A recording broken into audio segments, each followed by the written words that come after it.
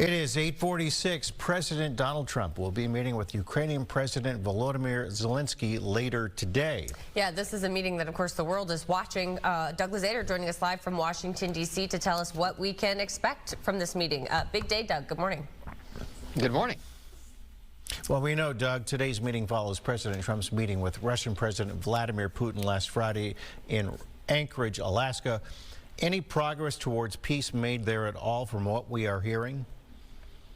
Well, you know, this is going to be a fascinating day to watch here at the White House. You've got Zelenskyy coming here since that disastrous meeting at the White House not too long ago.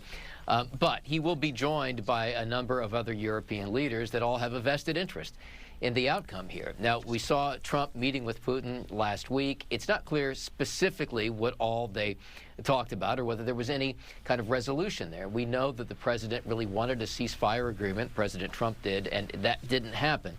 Instead, there was kind of a shift in approach to try to get a longer-term peace deal.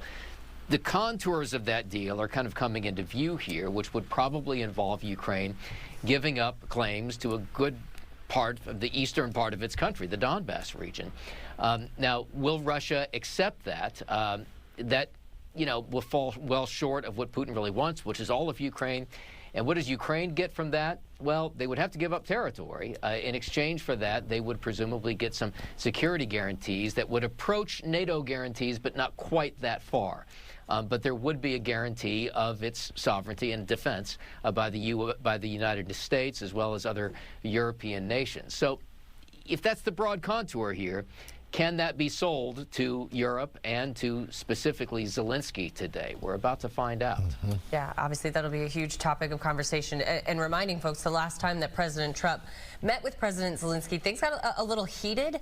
Any chance we could see that again, or what are we expecting here later today, Doug?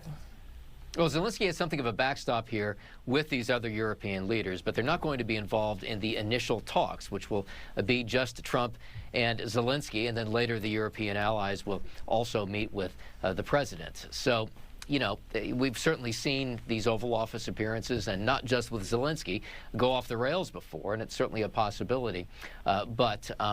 You know, President Trump's hope here is to broker some kind of a deal. The question is whether it's going to be acceptable to Zelenskyy and to Ukraine's European allies. Right. Well, we know a lot riding on this meeting today.